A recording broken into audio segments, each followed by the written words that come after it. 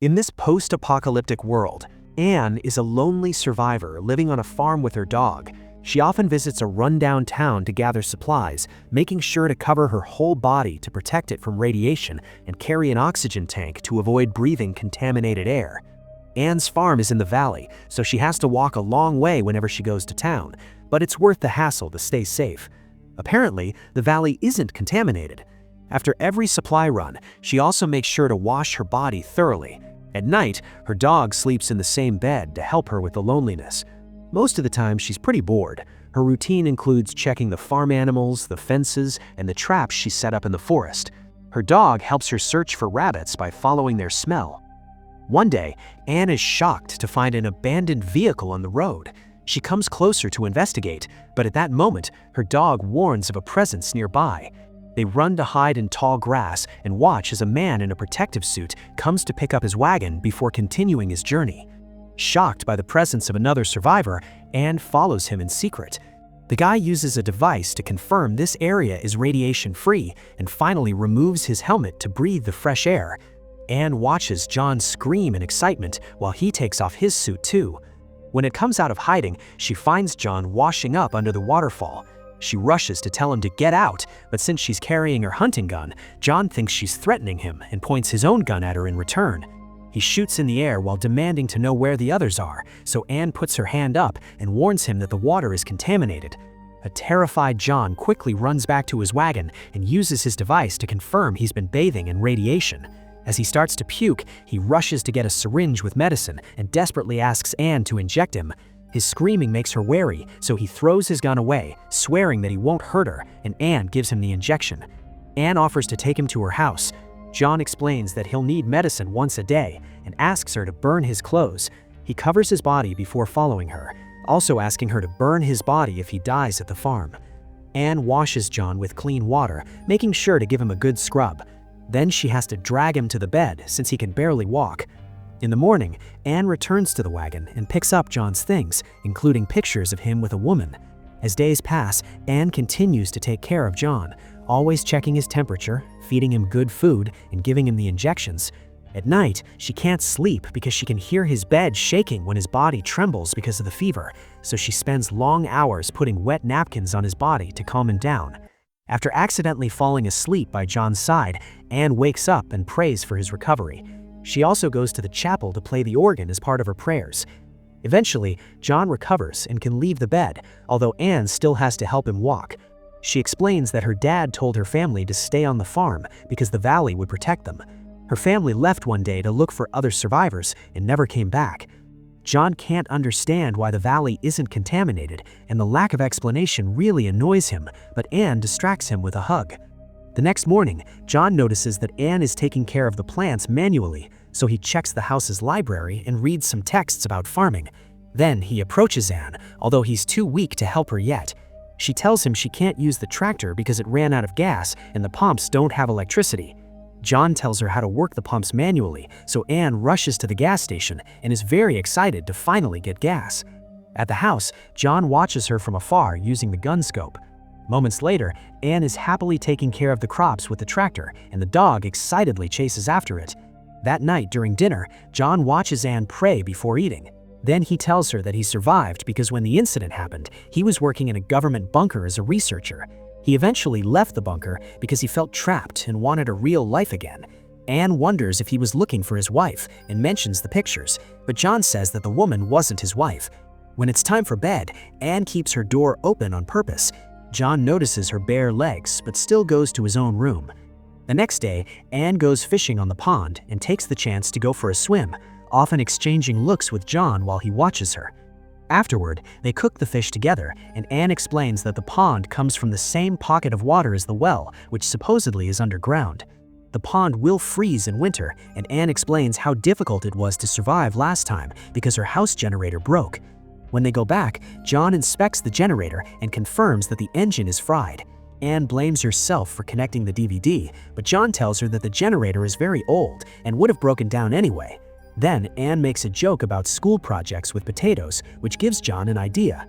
They go to the waterfall, and seeing the size, John confirms he can build a water wheel that could power the generator. He's gonna need lots of wood to do so, so he wants to dismantle the chapel. Anne is against the idea and explains that her father built that chapel so he could preach every Sunday. She believes the valley isn't contaminated because the chapel has been protecting it. John points out that her father or God could have left the chapel for them to start again, but Anne still refuses. That night, the dog keeps barking at the door for some reason. The next morning, Anne goes through her usual chores and John does maintenance on the machines. Afterward, he goes to a market by the road to get supplies. By the time Anne joins him, she discovers he's incredibly drunk. John throws boxes around, saying he's learned about her taste by noticing which things she's emptied and what she's left behind. That night, Anne tries helping him get into bed, and John snaps, pushing her against the wall as he says that he doesn't need help all the time. A terrified Anne runs to her room. The following day, Anne goes to pick up the eggs from the farm but finds nothing, and Anne apologizes to John for his behavior. Sometime later, Anne goes to the chapel to play the organ and notices someone watching her from afar, but the person is gone when she comes out, assuming it was John, and goes to the farm to tell him it's okay to listen to her play. However, John says he didn't go anywhere near the chapel. In the evening, they have a lovely dinner with fine wine and dance together. They end up kissing, but before it can escalate, John breaks the kiss and thanks Anne for dinner before going to his bedroom. Minutes later, John checks on Anne in her room and she immediately takes off her dress. However, John makes her cover up again. Anne, upset and wonders what she did wrong, and John assures her he's attracted to her, but getting naughty would change things and he thinks they need some time. The following morning, Anne tells John that he can have the chapel, but John turns it down because he doesn't want to upset her again. Sometime later, while Anne is checking her traps, her dog suddenly runs up the hill while barking, and Anne starts to follow. Anne is shocked to find a man called Caleb who swears he means no harm and only wants some water. Anne takes Caleb to the farm and has to stop John from shooting him. Then, John uses his device on Caleb to check for radiation, while Caleb admits that he stole the eggs. He was afraid to ask for them because people aren't always welcoming. Caleb survived the incident because he's a mine worker and was underground when it happened. His co-workers went out to look for their families, but never came back. He plans to keep traveling south and asks the duo if he can stay the night, promising to leave in the morning. The device picks up some radiation on Caleb, who admits he's weak and has already puked a couple of times. John agrees to let him stay a few days so he can recover. Caleb starts setting up a tent, but Anne convinces John to let him stay in the house. During lunch, Caleb prays with Anne and laughs because he can't believe he's made it this far. He tells some stories of his travels, and John does the same, mentioning a teenage boy who stole food from his wagon. The boy had puked all over his supplies and was so sick from radiation that he begged John to end things. However, John refused to kill him and left him on the side of the road to die. In return, Caleb shares that his co-workers didn't actually leave him. One of the men tried to leave the mines, but the others wouldn't let him for fear that the radiation would get in when opening the door. This caused the man to snap and kill most of the crew before he collapsed dead too. Anne offers him her sympathies, and John is hurt because she didn't do the same with him. After Anne gives Caleb a tour of the house, John scolds her for being so friendly with a stranger, and Anne complains back, explaining how hard it was to deal with her family's disappearance and having to survive on her own. John ends up admitting he did kill the boy and theorizes he was Anne's brother, so he apologizes and cries, but Anne tells him it's okay. Sometime later, John and Caleb go hunting together. They discuss some radio transmissions that talked of a community in the south. Caleb's goal is to find it, but John thinks there's nobody left there. At that moment, a turkey appears nearby, and Caleb says that whoever kills it first gets Anne. John gets angry, and Caleb laughs, swearing he's just joking. While they chase the turkey, John tells Caleb about his water wheel idea and why he can't build it. In the end, John gets to shoot the turkey first. That night, they have the turkey for dinner, and Caleb brings up the water wheel, making everyone uncomfortable. He tries to think of other ways to get materials, but they don't have the tools to cut trees, and the other non-contaminated buildings in the area aren't made of wood. Caleb points out that the chapel is their only choice to rebuild, which forces Anne into agreeing to do it. The next day, the trio works together to dismantle the church. While they work, Caleb and Anne keep on exchanging glances. For the next few days, they build the wheel together under John's guidance, but he gets annoyed when he notices that Caleb's and Anne's glances are evolving into actual flirting. The group also drives down the road to pick up all the cables from the utility poles. Later, a very sad Anne visits the remnants of the church, and Caleb tries to comfort her by inviting her to go on a walk together. He tells her that his father tried to be a preacher, but ended up choosing women and alcohol. Caleb didn't go to the church for many years, but his faith never left him. He thinks faith is what protects the valley and why he and Anne are chosen to rebuild. Anne is happy to finally have someone who understands, since John isn't a believer. When they return to the farm, John watches them with clear jealousy. That night, John tells Anne that she should get together with Caleb because he understands that she needs to explore instead of waiting for him, and Anne cries, not understanding why John is suddenly rejecting her. John keeps insisting it's fine and calls it to be white people together.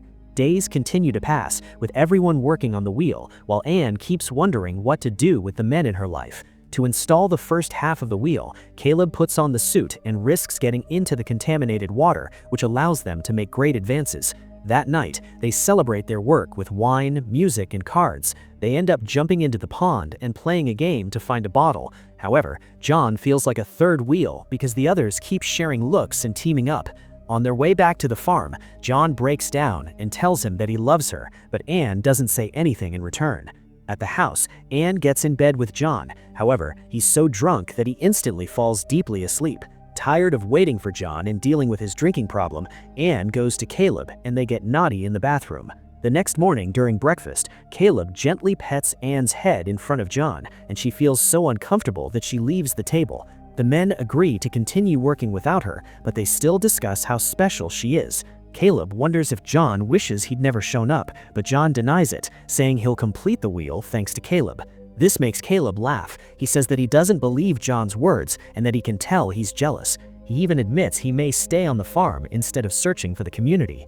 In the afternoon, Caleb puts on the suit again to help John finish the project. They carefully install the last parts, and soon the wheel is working perfectly.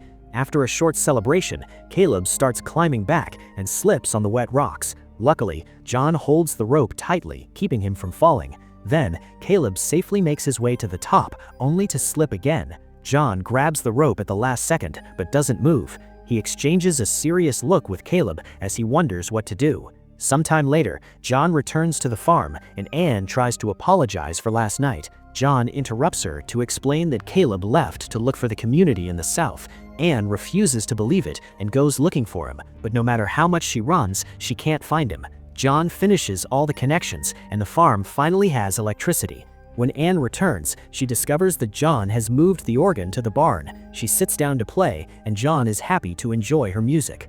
Make sure to subscribe and turn on notifications so you can watch more videos like this. Thanks for watching.